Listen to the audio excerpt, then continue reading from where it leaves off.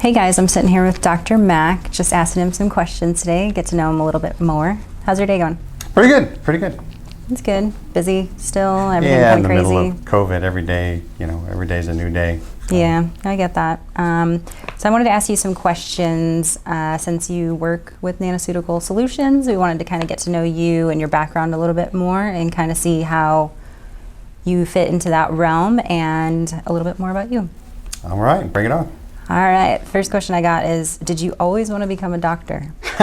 Lately I'm not sure I still want to be a doctor, let alone did I always want to be. But no, it's more of a, when we get interviewed, to go to med school and all that, they always want to know, what's your story? What brought you to, medicine? And I don't have a my grandmother died in my arms story or, I wanted to save the world story. I mean, I ended up being good at science. I honestly am a musician. I've always been a musician, and if Sony Records, you know who you are, calls me and said, "Hey, we found your tapes. We want to sign you," I'd be like, "Peace out. Here's my stethoscope." So just throw your peace out. Done.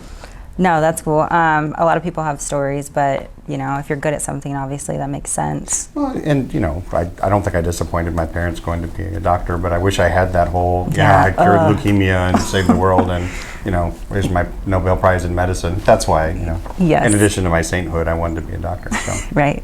He became a doctor. So disappointed. Damn it. So how long have you been a doctor now? That's not. How much do you weigh? Yeah. That's not fair. It's like Yeah. Next question. Right. We're gonna be able to do math. Are you good at math too? Or We'll find out. 24 years I've been a physician. Thank you for making me feel old. Yeah. Well, and experienced. It doesn't help. It doesn't. Glass half full, glass half empty. Yeah. You're not supposed to ask people how old they are. That's rude. I can see that in 2020.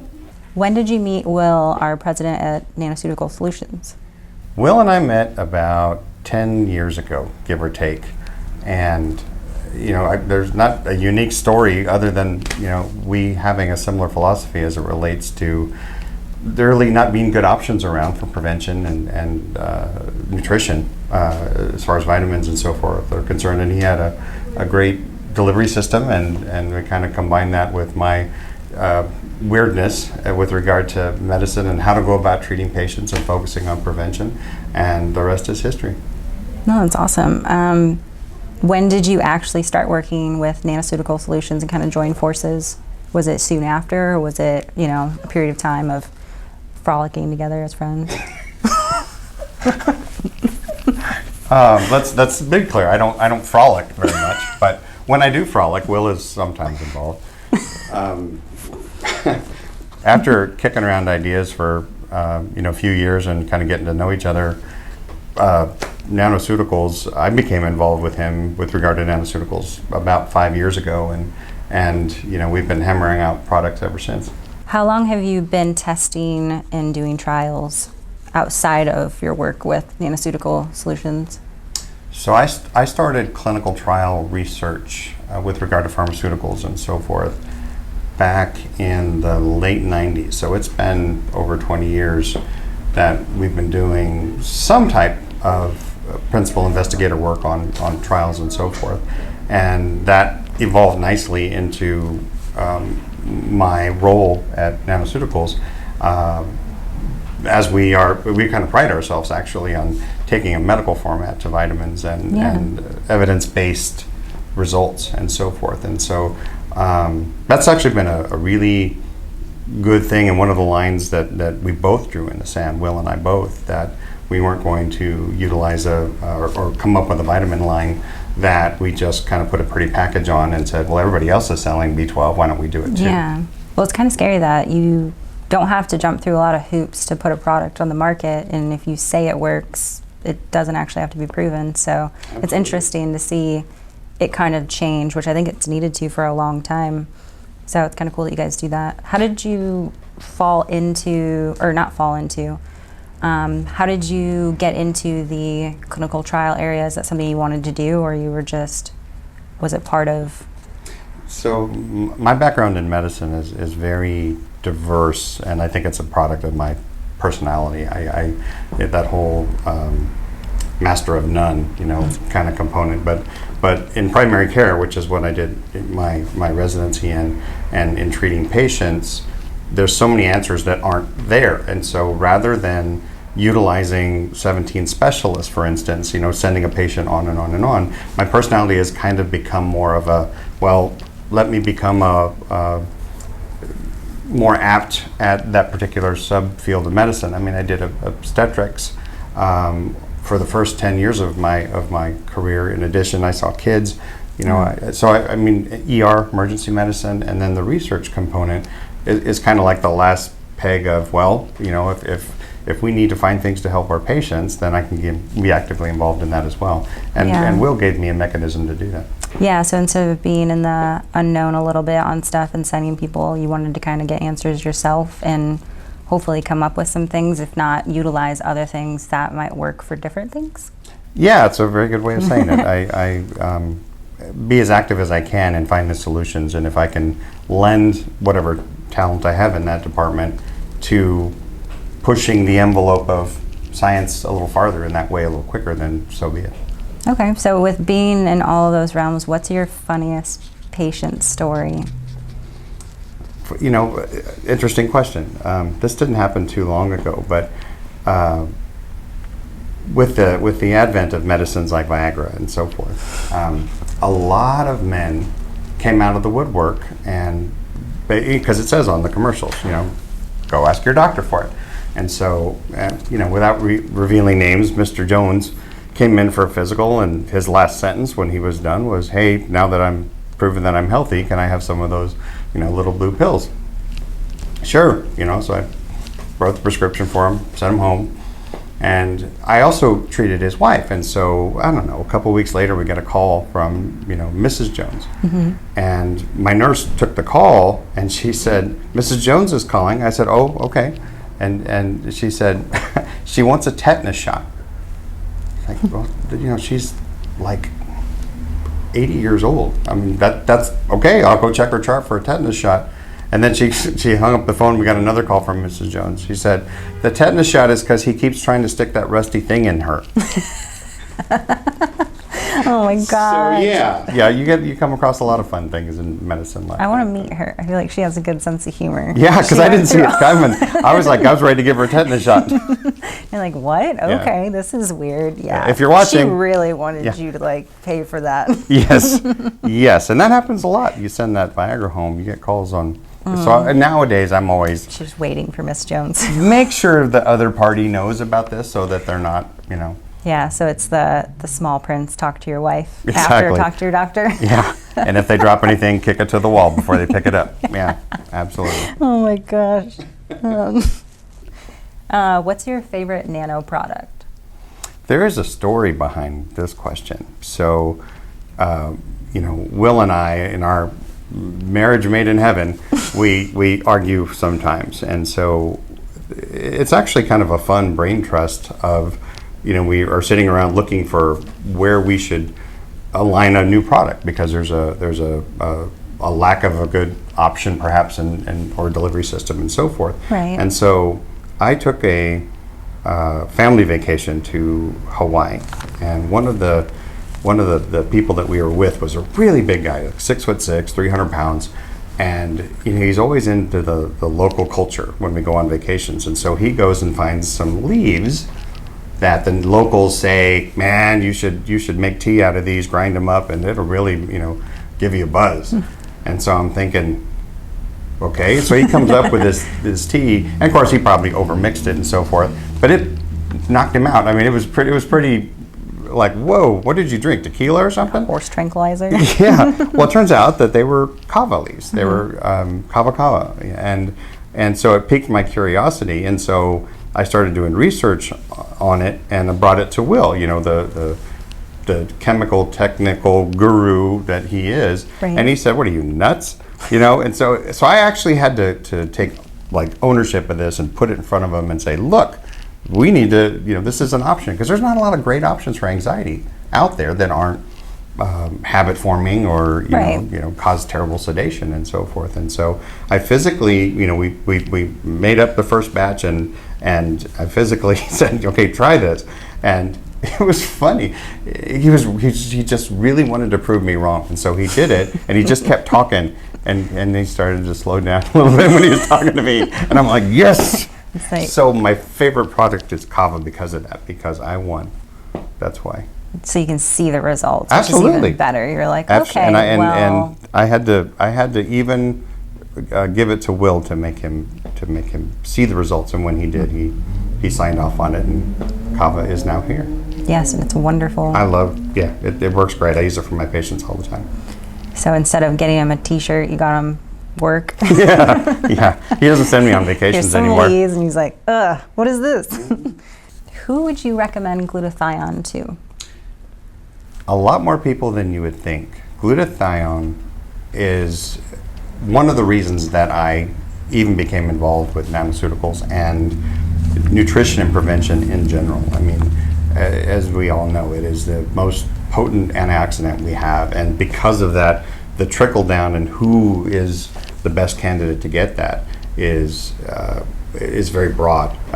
So anybody that doesn't want to age, just start with that. But all of the disease processes and metabolic problems that stem from free radicals and breakdowns of the system and nicks in your genetic structure and things over time would benefit from it. I mean, I take it personally for those very reasons, but obesity, autoimmune disorders, you know, we have patients that take it that are trying to prevent cancer, and there are some studies that actually support that, wonderfully so. You know, in general, I would argue, find me someone that doesn't benefit from it. That would be an easier task than listing all the people that do. Right. So more than likely, almost everyone should look into it at least a little bit. Absolutely, especially as it applies to them. Do the research on it, and because of nanoceuticals and how we've been able to make it an easy oral form, which heretofore it hadn't been. It's very easy to do. We don't have to do IVs and you know, painful injections and all that. Exactly. Like more than daily too, because I think a lot of people forget that your body metabolizes the injection or the IV pretty quick. So a daily supplement actually works out better, but that's pretty impossible. Well, I mean, it's unwanted to go and get an injection every single day of your life. That sounds horrible. It's expensive, and you're right, the half-life of it and the breakdown of it doesn't allow for, if I gave you an IV of it, it's not going to last that long. And so that's why for years and years and years we've been trying to find some method of making it an easy delivery, and that's what started Nanoceuticals. That mechanism for that particular antioxidant is a marriage made in heaven. And that we can now provide it, and we've documented that we've been able to do so through research. So outside of glutathione, what is the most important vitamin to supplement, do you think, in your? So I'll answer that broadly. The most, when a patient comes in and I do a physical exam on them, part of it is to research what vitamins, and most importantly the lack of those vitamins downstream has issues with potential illness and so forth, right?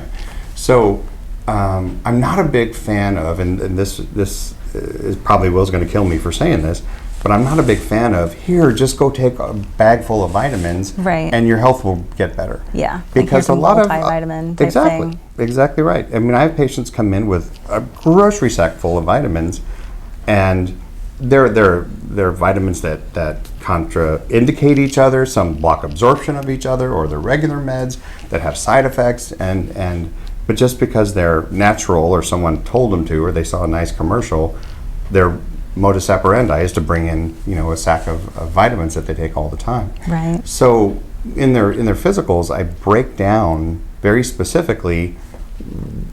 For instance, vitamin D.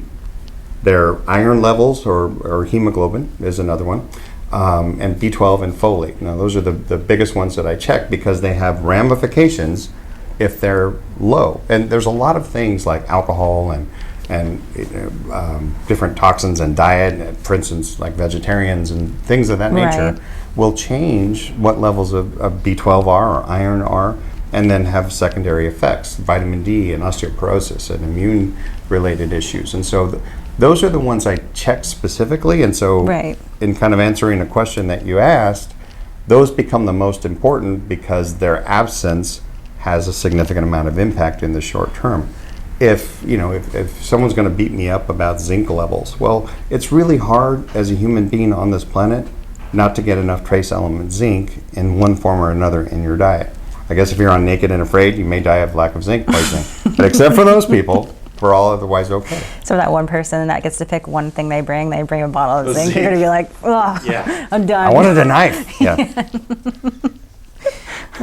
Is there any kind of vitamin you see regularly that you know is kind of, I say vitamin lightly, but it's probably like a magic pill type of vitamin that people bring in where they think that it's like the best thing that they see on TV or something common? There are a lot of newly advertised vitamins of all types, all specifics, and I won't mention brands or Right. anything like that, but that it's the new panacea. That I'm taking this, like in the past, like echinacea or ginseng or things like that people just they swear by and they start taking it. And there's not a measurable effect that I can, they're not living longer, their blood pressure's not better, they didn't lose a whole bunch of weight. And I think there's a strong placebo effect to some extent to it. But there's a lot, and I would say probably 75% of vitamins that are available Yeah. are not significantly known to help you live longer, quality of life better, and they in a not necessarily appropriate way, take advantage of people that just want to feel better or lose weight or those types Right. of things. So, What's your biggest pet peeve about people self-diagnosing before they come and see you?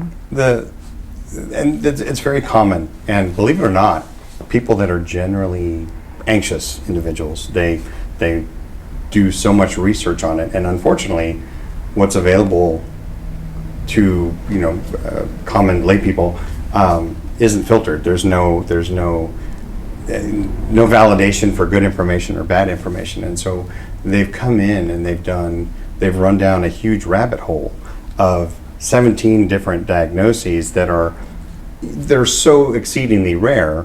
It's like it's like your odds of getting bitten by an albino shark, in the Indian Ocean, are about as equal to you having this brain disease that that you think you have. But they get so absurd. I have patients that my elbow's sore and Google said I have elbow cancer. I mean, let's be realistic about this. Yeah, and eyebrow cancer and Right. everything else. It could be to a go with tumor, or I'm just fine. Exactly. So prevalence is my biggest issue in that, Google never says, well, it could be elbow cancer, but your chances are 1 in 6 billion of having that. It's Right. more likely tendonitis of the elbow. If that would be a nice addition to Google if you're listening. Thank you. Yeah, I feel like I'm in an intervention. I feel like I'm that person. You're like, But the funny part is they are, when they come in with their Google information, they are argumentative, brother. It's like they just watched an episode of their favorite medical show and they're ready to look. throw down a book. I'm telling you, doctor, you're wrong. Google says that I have elbow cancer. Well, you know what? We need to amputate. You're right. We got to get on that right away. Did Google help you with the That's my amputation part? nightmare. Yeah, exactly. No, I'd rather be, please prove me wrong. Please tell me I'm okay. It's funny though, almost like, well, wait a minute. You came in here.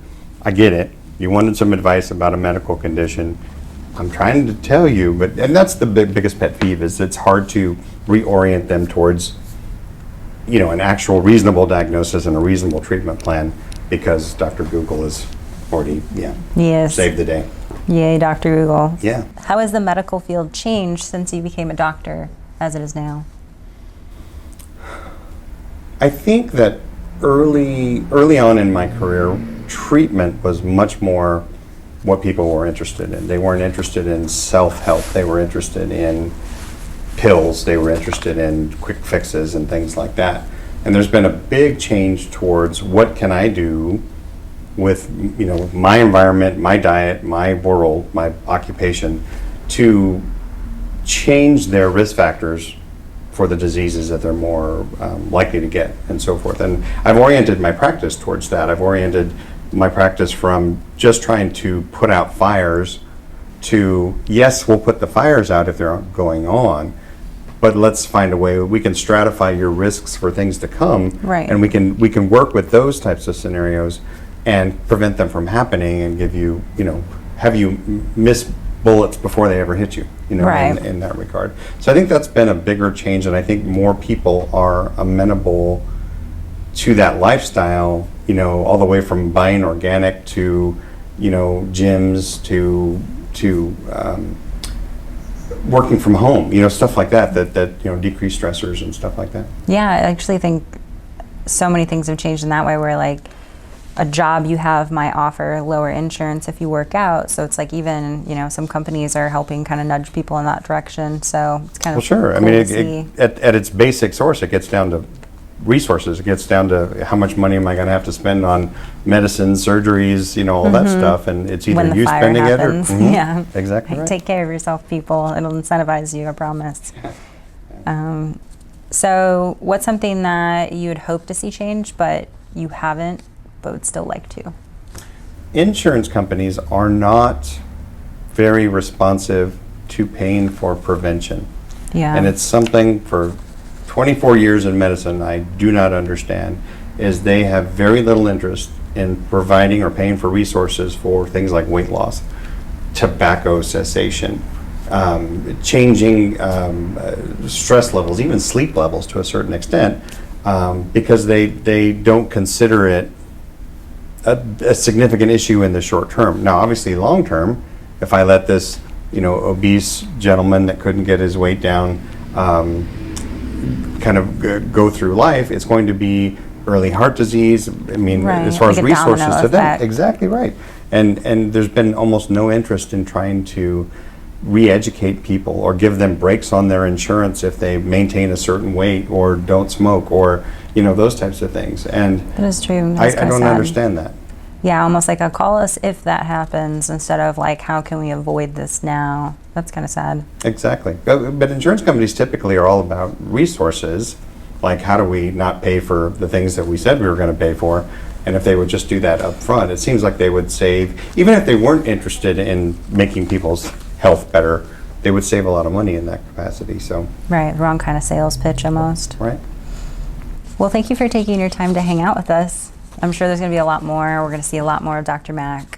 He's stuck with us. He's been with us for a while.